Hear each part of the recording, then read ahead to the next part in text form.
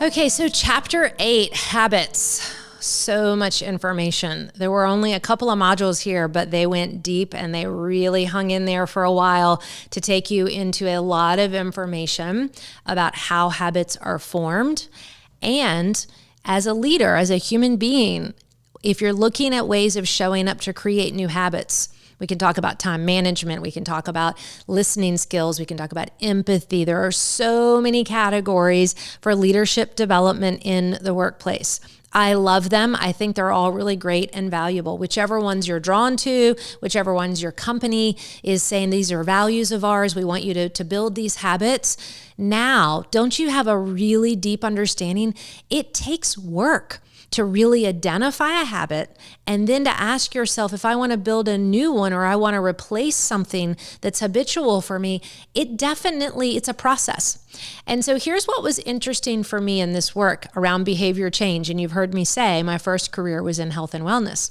And then when I became a leader as an entrepreneur, starting businesses, buying businesses, turning businesses around, went back and got my executive MBA, I had this aha moment and I thought, why aren't we talking about health behavior change strategies and techniques around habits in leadership development? It seems to me that we've got this world that people want to talk about nutrition and exercise, and these are healthy habits. Well, the habit equation and process actually applies to all human behavior. So for me, it was exciting to marry the behavioral world with the business world and bring all of my knowledge and trainings and experiences and certifications together to help leaders and companies understand the same thing applies. You want to be a better leader in whatever definition, you could fill that blank in. I'd like to be better at, or I'd like to grow, skills and capacities and tools to do this. It's all about building a new habit. So habit is really important. Habit, when we bring all of this work together and we're beginning to come to the end of the course and the work here, now you're starting to see the storyline. It's a deep dive in inner MBA and understanding thinking, feeling, behaving. Understanding the biology of the beliefs, how they drive all behavior, how they can be changed, how social norms are the biggest indicator of our behaviors and our belief system. And then that mindfulness piece came in, because mindfulness is the shutting up and sitting down and kind of the bridge, if you will. The missing piece in behavior change, I think, is pausing and the ability to shut up and sit down and do the work, to open up our minds and say, what am I doing? To become conscious, to become awake, aware, available.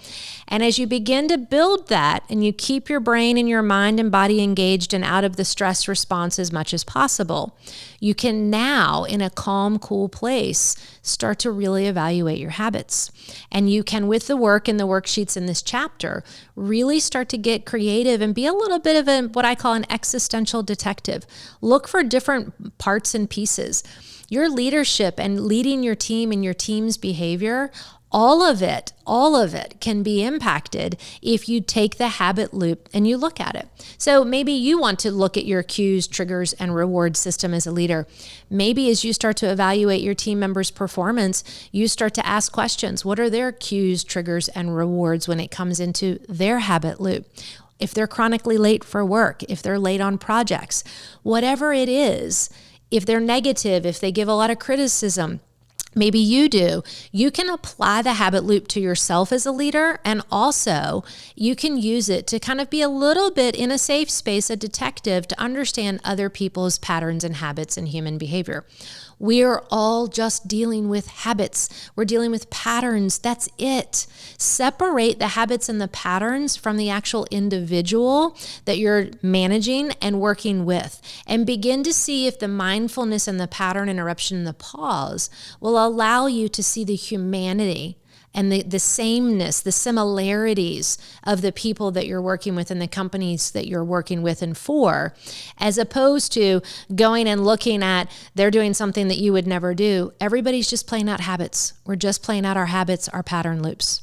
And one of the things where I wanted to share this with you, as you think about your own leadership development, you think about it with the same zest and same fervor and same passion that you do about anything else that you're working on in your life. You have to apply repetition. You have to create neurological pathways in the brain. You have to access the unconscious, which is where mindfulness comes in, and We've talked a little bit here about hypnotherapy and some other resources that are out there that can drop you deeper in. All of what you're learning as it comes together and culminates right here in habits is all something that you will use in different ways, in different plans and times around your own leadership and personal development. So don't discount the habit and the power of habit, which is the book that we refer to here by Charles Duhigg, which I love. And you're noticing in the end of each chapter, we have a lot of tools for wow. His TED Talk on habits, being in the workplace, absolutely stellar. So make sure you just keep going back. You might want to watch, read, revisit any of the tools here over and over again. Now that you're learning, a habit takes time. It takes time. And interestingly enough, in the video, he talks about the research shows that when they take the mice, the rats, and they put them through the maze to get to the cheese, to the reward, once they figure out how to get to where they're going, the brain activity that they actually have going through the maze is the same brainwave as if they were asleep. So how much of your leadership is on autopilot? How much do you need to, and would you like to wake up and show up and do things in a different way so that you could bring your best self out in all that you do in the workplace? Habits and the tools here are going to help you do that. And so before we close, I want to read something to you about this power of habit. And I do a lot of reading. You guys have heard me talk about this now in all the episodes in the shows. And I'm a prolific reader, and I just love hearing other people's nuggets of wisdom. And so this is a book called Inviting Silence, and the author's last name, Galena Norris, last name is Norris. And she just has these universal principles of mindfulness and meditation. But this is what she says about habits. And this is, I want to build that bridge of how and why it's so important to shut up and really sit and look at your habits as a leader. She says, the fears in our unconscious minds create particular ways of defending against full participation in our lives and our work. For whatever reason, we are each predisposed to act and respond in certain ways. Well, now you know the ways because you were raised and you learned these patterns and habits. She says, by looking closely at these patterns as we sit in silence, we may learn a great deal about ourselves. Perhaps we will encounter chronic sleepiness, discovering that we lack the energy to remain awake and attentive. Looking deeply, we might find that in our childhood, we did not receive enough attention, enough engagement, and learn to sleep through the pain of neglect.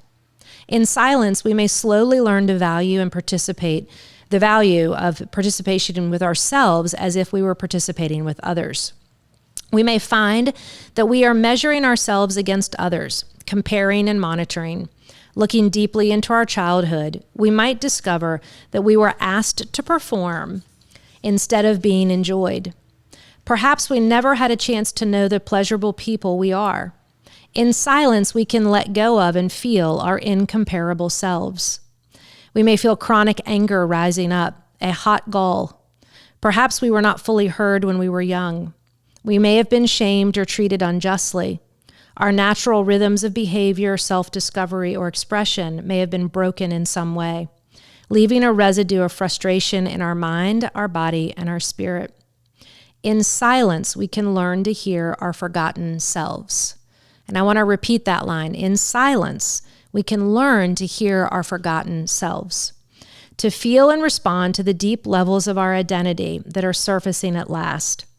We may discover a tremendous greed, old feelings of having been cheated, overlooked, or dismissed.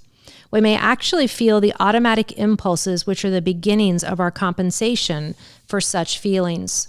The compulsions that lead to overeating, overworking, drinking, excessive activities, shopping, you name it, the list goes on. These compensations are meant to soothe, to remind ourselves that we exist. But ultimately, they hurt us. In silence, we can learn much about this. We may come to realize that our habitual doubt is a mask for self-depreciation, an unwillingness to acknowledge what we have and what we are. We may find that our boredom is simple laziness, a refusal to pay attention. We may see that our discouragement is based on false ideas of entitlement. We think we are owed when we are not, and the lessons of silence are myriad. In silence, we have the common goal to honor and protect our spirits.